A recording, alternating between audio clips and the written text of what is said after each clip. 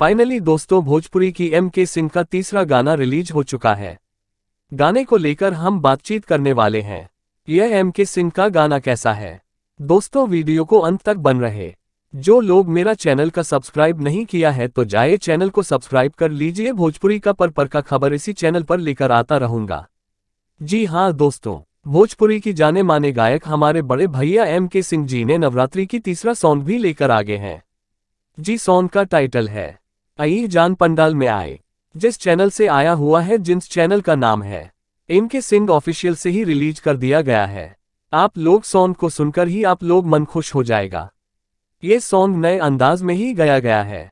चलिए आप लोगों का मैं सॉन्ग सुनना रहा हूँ।